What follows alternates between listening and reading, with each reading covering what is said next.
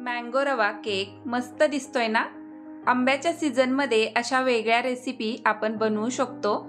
आंबा नारळ बर्फीची रेसिपी देखील याआधी आपण पाहिली आहे, त्याची लिंक डिस्क्रिप्शन बॉक्समध्ये दिलेली आहे। तर अगदी पौष्टिक असा रवा आणि आंबा यापासून स्पॉन्जी केक कसा बनवायचा हे आपण पाहणार आहोत।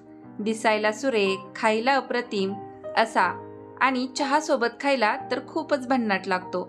खूप कमी साहित्य वापरून बनवता येतो। अगदी घरामध्ये सहज उपलब्ध होणाऱ्या साहित्यांमध्ये तयार होतो। अगदी मऊ जाळीदार असा रवा मँगो केक कसा बनवायचा हे पाहूयात। सर्वात आधी आपण रवा मिक्सरला थोडा बारीक करून घेऊयात। यासाठी मिक्सरचा मोठा जार घेतला आहे। यामध्ये घेतीये 1.5 कप रवा। मोठा रवा घेतला आहे इथे मी। मिनिटभर मिक्सरला फिरवून घेऊयात। तर इथे पहा, रवा आपण बारीक करून घेतला आहे। तर अशा पद्धतीने टेक्स्चर असायला हवं। आता हे एका बाउलमध्ये काढून घेते। या जागी बारीक रवा घेतला तरी चालतो। आता हे असंच थोडा वेळासाठी बाजूला ठेवूयात आणि त्याच मिक्सरच्या जारमध्ये मी घेतीये पाऊण कप साखर। 1.5 कप रवा आहे तर त्यासाठी पाऊण कप साखर मिक्सरमध्ये मी बारीक करून घेतीये। पिठी साखर या ठिकाणी आपल्याला बनवून घ्यायची आहे। तर इथे पहा, आपण पिठी साखर बनवून घेतलेली आहे। यामध्ये आपल्याला 1 कप आंब्याचा गर घालायचा आहे। त्यानंतर तूप घालतीये। नाश्त्याचा जो चमचा असतो ना, ते 7 चमचे तूप मी घेतला आहे। तेल किंवा तूप तुम्ही घेऊ शकता। हे सर्व मिक्सरवरती फिरवून घ्यायचं आहे। अगदी मिनिटभर मिक्सरवरती फिरवून घेतला आहे मी। पहा, अशा पद्धतीची कन्सिस्टन्सी आली आहे मस्त।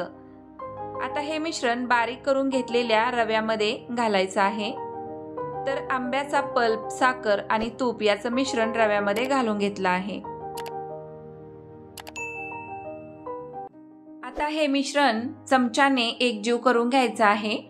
3 ते 4 मिनिटे चांगलं एकसंध होईपर्यंत फेटून घ्यायचं आहे। रंग पहा किती सुरेख आलेला आहे। केकला देखील रंग खूप छान येतो। तर पहा, मिश्रण एकसंध झालेलं आहे। आता यामध्ये दूध घालायचं आहे। इथे मी अर्धा कप दूध घालणार आहे।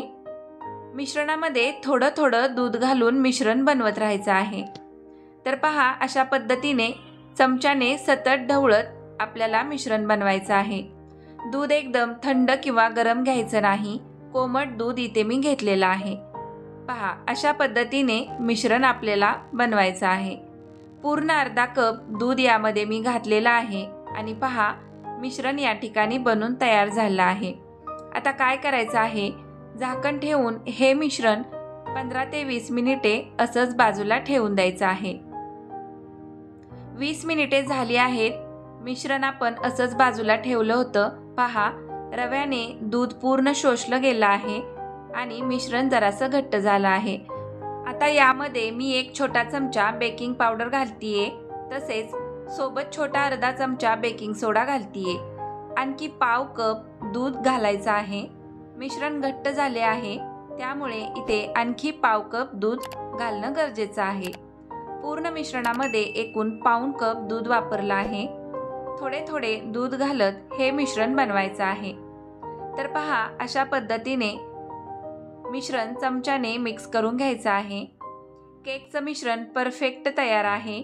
खूप जास्त वेळ असेच न ठेवता बेकिंग सोडा नंतर लगेच केक बेक करायला ठेवायचा आहे। तर इथे मी केक बेक करण्यासाठीचं केकचं भांडं तयार करून ठेवलं आहे। बटर पेपर भांड्याच्या तळाशी लावला आहे आणि तुपाने पेपरला ग्रीस करून घेतला आहे। तुमच्याकडे बटर पेपर नसेल तर भांड्याला आतून मैदा लावून घ्यायचा आहे किंवा तेल तूप देखील तुम्ही लावून घेऊ शकता। मिश्रण भांड्यामध्ये ओतून घ्यायचं आहे आणि असं टॅप करायचं आहे। चमच्याने एकसारखं करून घ्यायचं आहे। वरून गार्निशिंगसाठी आपण बदामाचे काप घालणार आहोत। तुमच्या आवडीप्रमाणे ड्रायफ्रूट्स तुम्ही वापरू शकता। वरून मी सुक्या गुलाबाच्या पाकळ्याने देखील गार्निशिंग करून घेतला आहे। चला, सर्व तयारी व्यवस्थित झालेली आहे। केक बेक करायला ठेवूयात। कढईमध्ये केक बेक आपण करून घेणार आहोत। यासाठी 10 मिनिटापूर्वीच कढई मी प्री हीट करायला ठेवली होती। कढईच्या तळाशी मीठ पसरून घेतलं आणि त्यावर एक स्टँड ठेवला आहे। झाकण ठेवून 10 मिनिटे गरम करून घेतली आहे। कढई प्री हीट करून घेणं खूप गरजेचं आहे। यामध्ये केकचं भांडं ठेवायचं आणि वरून घट्ट बसेल असं झाकण ठेवायचं आहे। पूर्ण 45 मिनिटे मंद आचेवर केक बेक करून घ्यायचा आहे। अधेमध्ये कुठेही झाकण काढायचं नाही। वरून रुमाल टाकतीये म्हणजे पूर्ण हीट केकला बेक होण्यासाठी भेटेल। तर अशा पद्धतीने 45 मिनिटे मंद आचेवर ठेवूयात। 45 मिनिटे झाली आहेत।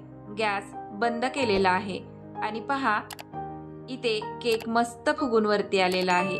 वा, काय मस्त रंग आलेला आहे, अगदीच छान। स्टिकने चेक करून घेऊयात केक परफेक्ट बेक झाला आहे की नाही ते। स्टिकला केक कुठेही चिटकत नाहीये, पहा अगदी परफेक्ट असा केक बेक झालेला आहे। तर आता एक 5-10 मिनिटे थोडंसं थंड झाल्यानंतर एका प्लेटमध्ये काढून घेऊयात। तर पहा किती इझिली केक भांड्यातून निघतोय। टेक्स्चर पहा मस्त, अगदी स्पॉन्जी जाळीदार हलका फुलका मँगो रवा केक बनून तयार आहे। गरम गरम चहा सोबत खा, मस्तच लागणार। अगदी सुंदर उत्तम झालेला आहे। तुम्ही या पद्धतीने नक्की बनवून पहा असा मँगो रवा केक। अगदी साध्या सोप्या पद्धतीने समजून सांगितलं आहे। खूप साऱ्या टिप्स पण दिल्या आहेत। मी बनवलेली रेसिपी तुम्हाला कशी वाटली हे मला कमेंट करून सांगा। रेसिपी आवडली असेल तर व्हिडिओला लाईक आणि शेअर करा। सर्वात महत्त्वाचं अशाच मस्त खमंग परफेक्ट रेसिपींसाठी DK स्टाईल किचनला सबस्क्राईब करा। हा व्हिडिओ पाहिल्याबद्दल खूप खूप धन्यवाद।